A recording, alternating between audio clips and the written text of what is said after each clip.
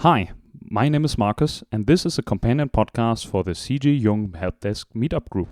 I host live events on Zoom every 2 weeks about the concepts and ideas of the Swiss psychologist Carl Gustav Jung. Every event I give a presentation about the Jungian concept, so have fun with this event's topic. So, welcome back to the CG Jung Help Desk and today's very special topic, which is a movie analysis about the movie Scarface from the 80s. Al Pacino as Tony Montana. The scriptwriter is Oliver Stone, and the director is Brian De Palma. So all heavyweights in Hollywood, and this is a very famous movie and a very culturally impactful movie. And yeah, there's specific reasons I want to talk about it, because as always, I see there really interesting psychological things happening that will help us understand some key concepts about Jungian psychology. And yeah, this is why I chose the movie, because of this proclivity of man to get obsessed and also possessed, and their behavior and their actions and the things that they're doing, especially in the world and worldly things. And Jung says this has a very specific reason. And this is because of their anima. So their female side in their psyche that is acting in, let's say, independent ways, that it takes a man to do certain things and take certain actions that influences their life greatly. And they can be very conscious of that or can be very unconscious. And the effect of the anima of this feminine side that the man tries to get into, basically what men are doing, or like all human beings are doing, is influenced by their psyche and the unconscious things that are acting in their psyche. And Jung sees there really personification of certain, let's say, psychologies or functions or forces. And he says they are a masculine force and a feminine force acting in with each of us. But he says in man, as they have a predominantly masculine psychology, the feminine side is quite on the unconscious and independent side. And this he calls anima. And yeah, the anima is very worldly, it's very earthly. And the interesting effect is the things that the anima touches, they become magical. So they have a special draw for man to say like, oh, I need to pursue this, I need to possess it, I need to get at that. And he sees there a lot of drive that men have coming from that, trying to fill their own psychology, but projecting it out in the world and trying to find something that they need inside in the outside. So what happens then? Men are prone to lose themselves in the world and in worldly things and things that are happening in the bodily, physical plane of our existence and material things. So Scarface is a story of such a man who is completely possessed by his anima, and him learning during the course of the movie that he's actually lost his humanity and his soul through his actions and his complete entanglement in the story. So, and there's not now a quote from Jung, but rather a quote from Tony Montana, which happens during this incredibly great and influential scene in the restaurant. So a lot of quotes that Scarface, the movie, is famous for happen in this restaurant. And I don't curse often in this program, but in this case I will be, because it's hard to cite Tony Montana without cursing. And he's saying to his friend Manny, who's there, and he's sitting there with his wife, Elvira, so Tony's wife, is this it? That's what's it all about, Manny. Eating, drinking, fucking, sucking, snorting. Then what? You're 50. You got a bag for a belly. You got tits, you need a bra. They got hair on them. You got a liver, they got spots on it. And you're eating this fucking shit. Looking like these rich fucking mummies in here. Look at that. A junkie. A fucking junkie for a wife. She don't eat nothing. I can't even have a kid with her, Manny. Her womb is so polluted, I can't even have a fucking little baby with her. So this is the realization of Tony after all of his success, for all his achievements, that there's something empty inside of him, that he has lost something. That this is a combination of his pursuit of the things that the anima brought him towards, and he let himself be brought to by the anima and his incomplete psyche. So we take a look at Tony and how Tony is as a character. Tony is an immigrant from Cuba, being persecuted there. He fought communists and was in prison, and there became an assassin, which is like his fate, the fate of his life story, that he has to kill. And the whole movie is about that he has to progress by killing people up to the point where he kills the wrong people, or lets not the right people be killed, and has to pay his own life with that. So he's saying, I always tell the truth, even when I lie. He's a completely unfiltered. He just says what he wants. He takes what he wants. He forces people to do what he wants. And he has no holding back. He's personifying, in a sense, the American dream. So coming with nothing to America and becoming incredibly successful, incredibly rich, of course, through illegal means. But he's pushing for that in every single interaction he's in. He always pushes for more. He always pushes for higher. He's never really satisfied. He never has any joy. This is not only when he's at the top, but even when he's going up, there is no joy for him. There's always more to get. And he says that integrity is a key part of his being, by saying, all I have in this world is my balls and my word, and I don't break them for no one. He is incredibly driven. He has a weak background, and he's pushing boldly in any situation. And a lot of people push against him, and he's always pushing back harder. But in his heart, he's a family man. So he's taking care of his sister. He wants to start a family. He wants to have children, which is a kind of in contrast what he's doing and pursuing there. But he seems to be focused on, or I have this ideal of a more traditional lifestyle and marriage and family. So what is typical for these kind of movies, like American dream movies, and you have a lot of them that are structured like this, is this rise and fall narrative. So that means somebody is starting from nothing, he's working his way up, reaches the top, and then falls down. So a lot of movies work like this. A lot of Leonardo DiCaprio movies are working like this, where he's playing the Wolf of Wall Street, or where he's like The Aviator, and even something like Great Gatsby. It's always getting more up to the point where it just tilts down. So these movies are great to see. They're fun to see. And there's a very specific reason for that. Because on the one side, we want to see people rise through the ranks and fight their way to the top, but also we want to see them fall. Maybe this is a kind of American thing, because these movies tend to come out of America. But yeah, this rise part of Tony and of this story is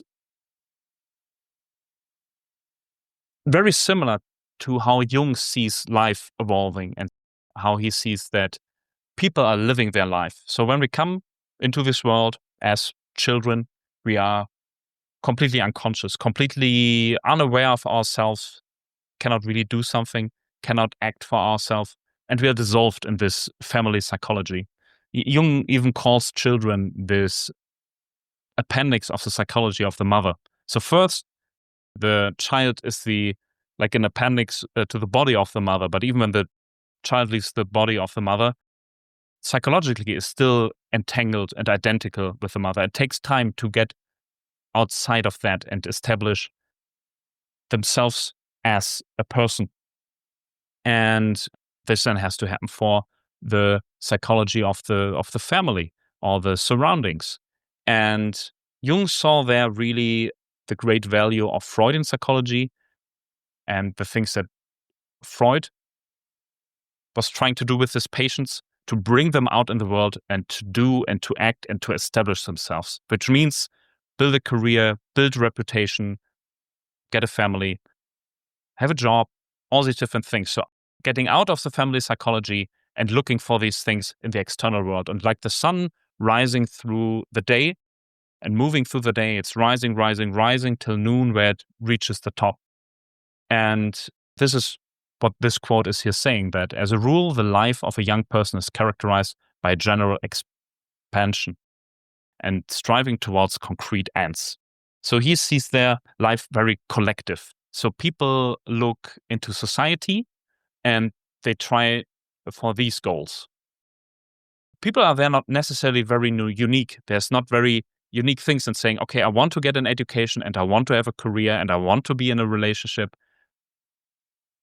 This is all kind of collective goals that people are striving towards, which is not a bad thing. This is a very good thing to come up in a society, to contribute to society, and doing this in a good and efficient manner. Well, Tony does it in a very criminal manner, but he has success. Like the success speaks for itself.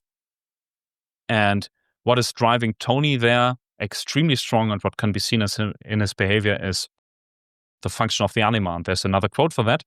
An anima can bring about the most amazing results. She can send a man practically anywhere in the world. What a real woman could not do, the anima can do. If the anima says so, one must go.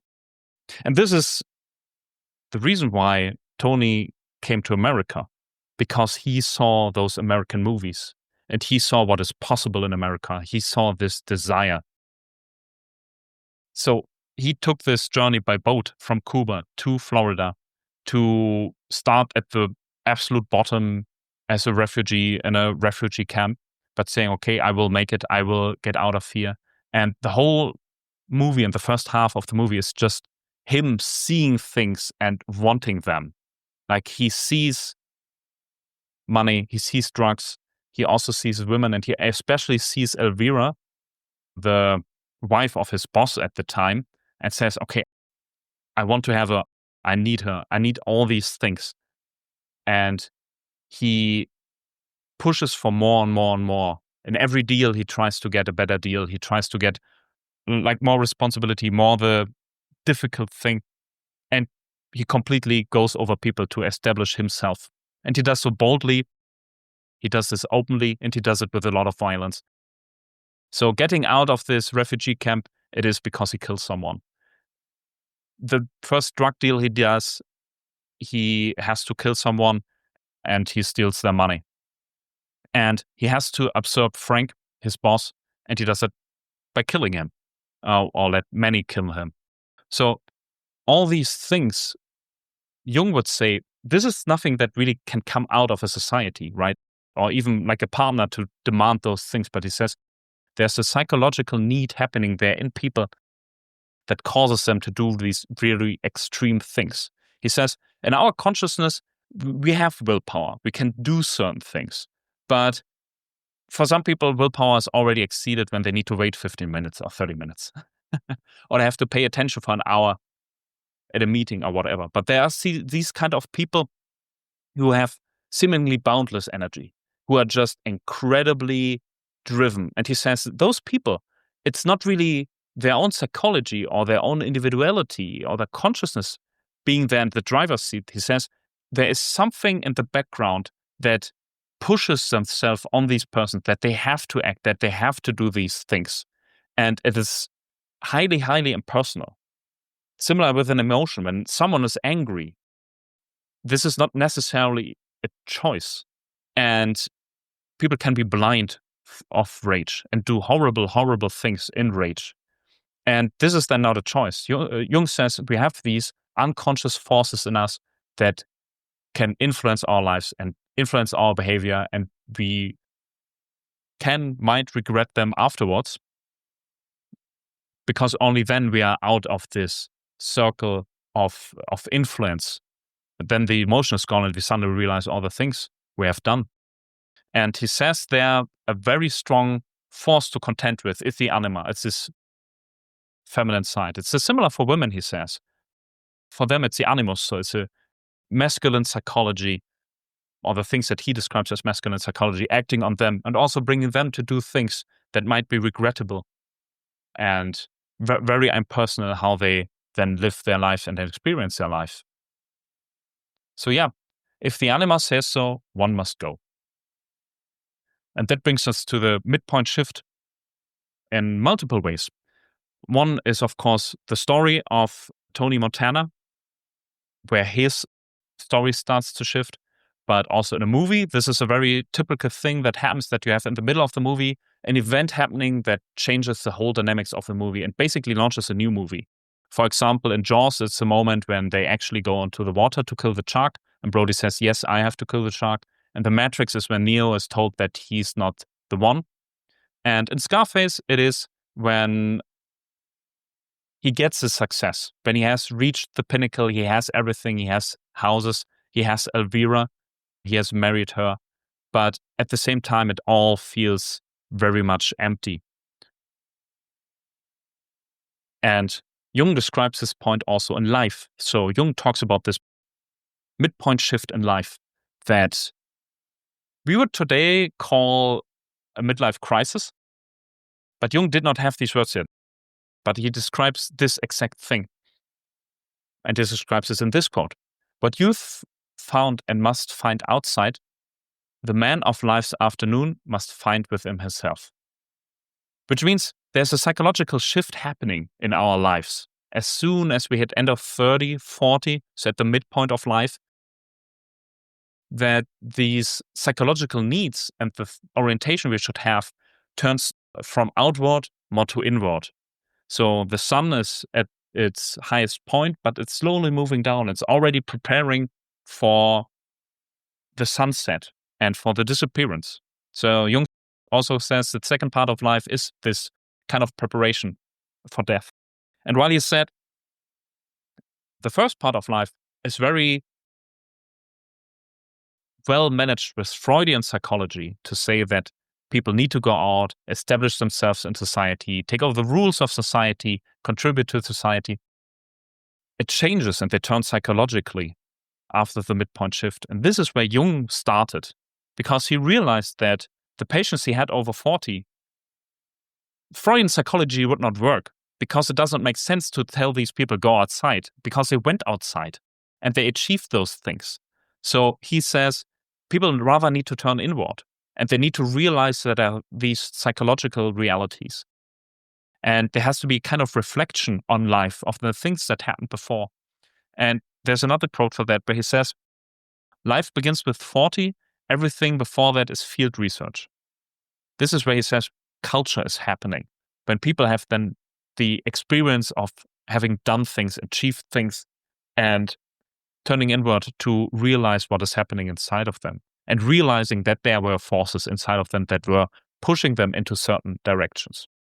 And to describe the situation that Tony finds himself in at the midpoint of his story, there's this other quote from a seminar. So Dr. Jung says, what happens in the moment of a great achievement? And a student there, Miss Taylor, says, inflation. Dr. Jung continues, that is the usual thing. For in a moment of great achievement, you cannot help admiring yourself. You think you are such a hell of a fellow that you stumble over yourself and down you come with a crash. So the hardest thing to stand is not suffering, but success. That is the worst thing that can happen to you. Success usually creates a really dangerous inflation. So this is what's happening with Tony. He's being driven, but at the same time, it's not really himself that is driving him. And he confuses that. He confuses his ambition with himself, and Jung calls this effect of inflation. So really an inflated ego, like a balloon, being blown up with forces that do not actually belong to it. So this causes people to act in these grandiose things, these really exaggerated things, to think of themselves as invincible and to be of great importance, and that they force themselves onto other people, force them to do things. And this, of course, with inflation has to come deflation, and this crash that Jung talks about, which is the fall and the rise of fall. And Jung says, a criminal shows by his crime his will to destroy himself. He has committed murder, so he will be judged and his head will be cut off. And that is what he wanted. Moreover, when a person murders, he has murdered himself morally, which is of course just as bad as real death. And second, the thief whom the police do not catch has, nonetheless, robbed himself. And the murderer is his own executioner. So what Tony is struggling with is not really a bad conscience. He does not feel bad about the things he has done because he saw them as necessary and the right thing to do. But at the same time, he feels the emptiness of this all. That this is the quote from the movie I started with, that there has to be more than that this cannot be enough, and that this is not a whole life. And this is what the second part of the movie is about. So he is marrying Elvira, this woman he wanted to have, even though he knew nothing about her. But the real love happening there is between Manny, which is his best friend, and Gina, which is his sister. And they fall in love and they want to start a family and get married and all these things. So these are the things that Tony kind of wants, but he cannot really find because he's looking at the completely wrong places and the wrong directions. This is why you have this incredibly strong scene at the end of the movie where he tries to find Gina because she has run away and he cannot find Manny and cannot make the connection that those two might be running away together. And he goes to the house and he realizes that Manny and his sister are together and they are super happy to see him, but he kind of blacks out and kills Manny. And this is an impulse reaction, and this is what kills his humanity. And you can really see it in his face. It's this amazing scene that he knows he's done for because he kills Manny. He kills his best friend and basically estranges his sister completely by killing him. So he loses this part of humanity. Like the last access he had to normal people, he loses at that point. And he's completely then apathetic in the end and just has his last standoff and die. But he's clear that he's gone. His soul is gone, his redemption is gone. And there's nothing now he can do to prevent this violent end that he already seeded for himself in the beginning. So we have to look really into his closest circle of people he surrounds himself with to understand his psychology better. And this is very typical. Jung says the people we are attracted to and we keep ourselves around, they tell us something about ourselves. So there's a reaction happening between two people when they interact and intermingle. The people you are attracted to, or even not attracted to, strongly not attracted to, tell you something about yourself. He says this is a kind of psychological need that needs to be not filled, but it's more of a finding of a missing part that you can find in another person or think you might find there. So, for example, this is in the external world, but also internally, when we dream and in our dreams we meet other persons, those are not separate persons. Those are separate parts of our psychology that we can interact with and that are kind of split off, that have their own way, their own worldview.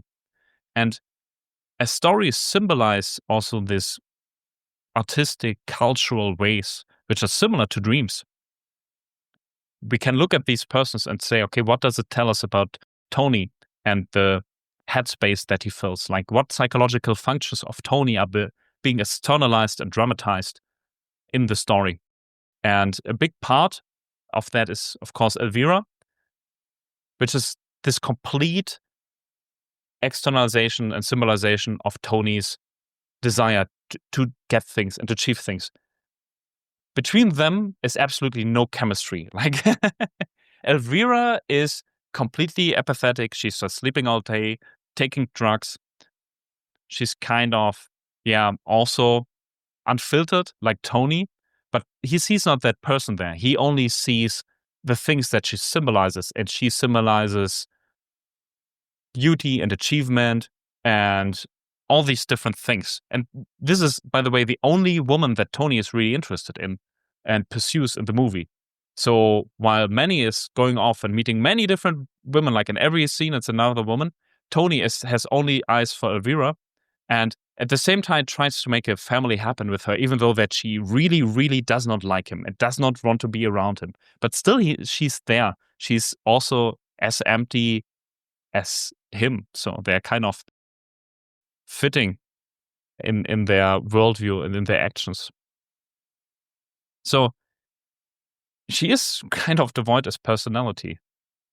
And there is no future with her. So he wants to have a family. She can't have children. And that puts Tony really into a kind of bind. That she externalizes or symbolizes what he else tries to do with his life. Achieve something, but then realize, okay, there's no future in there. This is completely empty. And this is what the scene in the restaurant is about. And from the beginning of the movie, around is Manny, who's also a fellow refugee, who acts as the kind of voice of reason of Tony. That kind of, especially in the end, try to remind him that he's too paranoid, that he's overdoing it, that he should calm down and should do things differently. And Tony always keeps him around, but he pushes him away and does not want to listen to him. And the interesting development is that Manny is pursuing all these women, American women. They're all blonde, same as Elvira. So similar as Tony. Both are kind of similar there, that pursuing like a blonde American woman. But where does Manny then found love and companionship and relationship? It's with a brown-haired woman, and it is with a woman with the same cultural background. She's also from Cuba. It's a sister from Tony. So they form a bond and want to establish something. And this is basically what is inaccessible to Tony, because Manny seems content in most of the scenes. And he does not actually do so many things. And he seems to enjoy the things that are happening around him and enjoy himself. So it's a kind of a mirror image of Tony in this regard. And by seeing Manny fulfilling this and getting this life and getting this family, then become multiple things together. So the frustration about the things that he cannot really achieve, even though that he can achieve everything else, everything in the material world, because his journey is a completely material one journey, not spiritual journey, sees it then manifested in the relationship between Manny and Gina. And Gina, he sees as a kind of part of his innocence. So he tries to provide for her, but at the same time, he does not want to have her intermingled with all the business he does. So he almost kills a guy because he's dancing with Gina, even though that she's a grown woman and could do whatever she wants. But he wants to protect her. He wants to have her separated from the drugs, the violence, this lifestyle. And suddenly she comes together with his best friend. And she's very happy about it, to see Tony, to have him find out. But it is not really the thing that Tony wants. And so this is the point where Tony would really have to shift like his internal focus and need to do something about his worldview. He's realizing that he's in a dead end, but at the same time, he's not really changing anything. He's just pushing more and more. And this is why he gets more hysterical during the course of the movie. In the beginning, he's very calm. Like in all situations, like people are pointing guns at him, people are threatening him, and he's very cool. He has very low affect. But in the end, he gets hysterical in every situation and is completely over the top and just throwing around affect like anything. So he does not make this connection that he needs to change something about himself. And this is why he is doomed, because he needs to make this psychological transformation. He needs to turn inward. He needs to realize that the reason why life did not turn out the way he wanted, well, it turned out the way he wanted, but not the way he needed. The psychological need was never really fulfilled. So he kills that possibility when he kills Manny and destroys the relationship with his sister. And this is what I mean, when you can see it in his face and everything that happens afterward. this complete apathy and just like acceptance. And it's clear for him that he will die because there's no hope for him. Like he really made the bed he now has to lay in. So this is a look at his people and the interactions. And Elvira, she's then gone. In the end, she's not there. She just runs away, leaves him alone. So absolutely no connections there. Like everything else loses him also. And he has a piece of humanity in the sense of that he did not want to kill this journalist and his family that were inside the car. And this brought them then his downfall because his drug friends from Colombia could not accept that because he was supposed to kill someone, because this is what Tony does. He kills people. And he decided against that and put his morals above that. But he could not do this very last step of accepting Manny and Gina as a couple. And yeah, having their own thing. So, the movie, of course, is about criminality and about criminals. And we have to keep in mind that these movies are incredibly, incredibly popular. So, if you look in popular movies, popular stories, books, it's very often it's about criminals. And of course, Jung talked about this also. And first I will start with a quote from the movie, which is also happening in the restaurant, which is a great scene from front until end.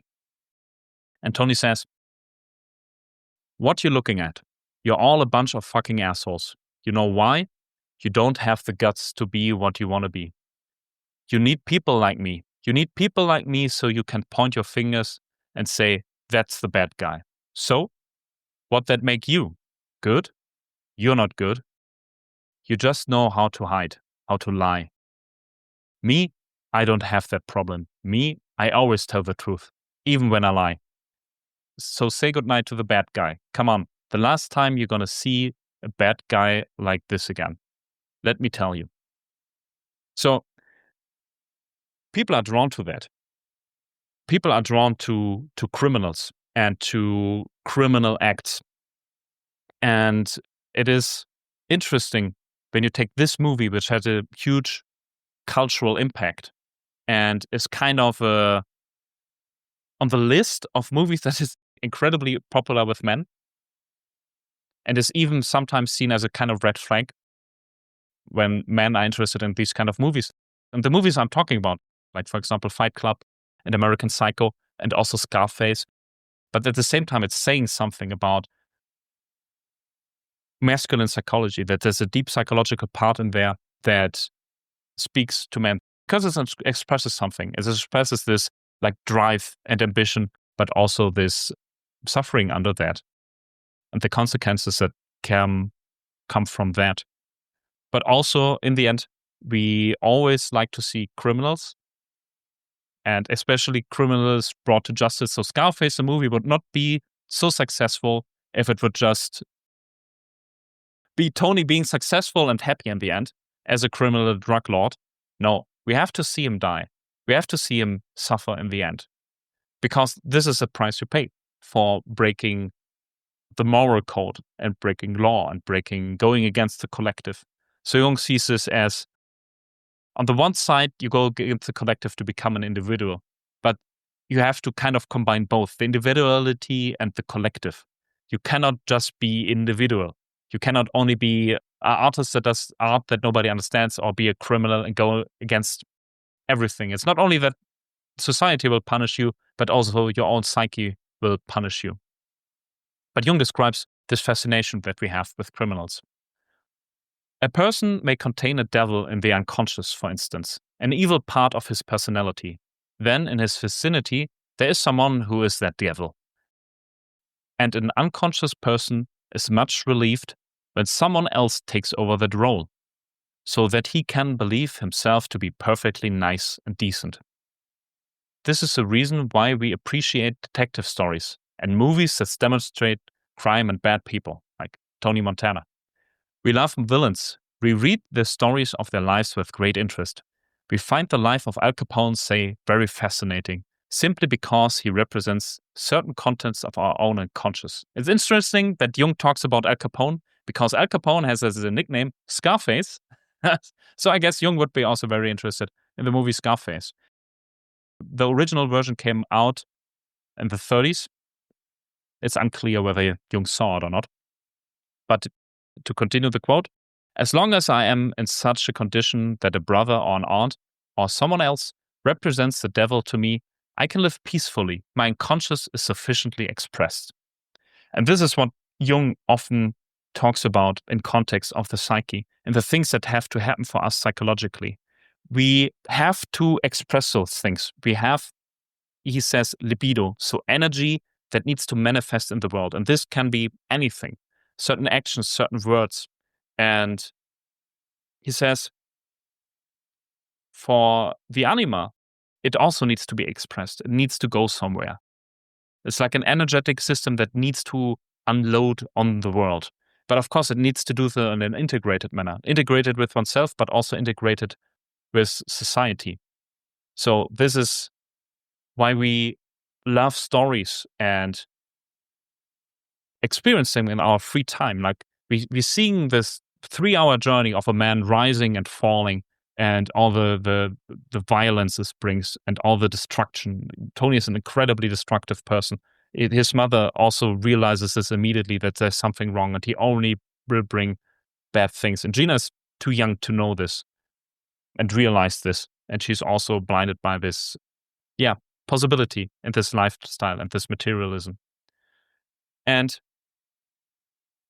what has to happen? It has to be integrated in society and it needs to be integrated within the individual. And if this does not happen, there's something happening with this individual as this energies just blow it apart. Jung always talks about this, unless to make the unconscious conscious, it will dictate your life and you will call it fate. And this is very often what happens in these movies. People are unconscious about the things that they're doing and they cannot repent. So in good movies and happy endings, they can repent, there's redemption. For Tony, there's no redemption. He's too far gone and he has to suffer the consequences. And this is basically death. And this is then what in Greek theater is called catharsis. This is why people went to the theater, to be emotionally purged, to see the psyche being acted out on stage, represented by the actors, to show the interaction between the different parts and how to resolve them and how to integrate them or not to integrate them, right? Whether it's a comedy with a good end or a tragedy with a bad end. And we always had both from the beginning of our times. And we find great joy in both of those. And this is what Jung talks about when he says, this is the second part of life where people then create culture. Because they can reflect on these things. They can also formalize them and represent them. And people then find meaning in them, even though that they might not yet understand it, what it all means in the great scheme of things or for themselves. But then already knows in their psyche is something is reacting to it. And this is then the fun to find out why something is speaking to one. Something is speaking to one. And this is already the start of the individual journey that one has through life. So this is what we explore today in the story of Tony Montana and Scarface. And I hope you had fun and you learned something. And now I'm really curious about the discussion part and your impressions about the movies and thoughts and everything. So thank you very much. This was this event's topic. Thanks for tuning in. If you're interested in learning more about Jung, please check out the description.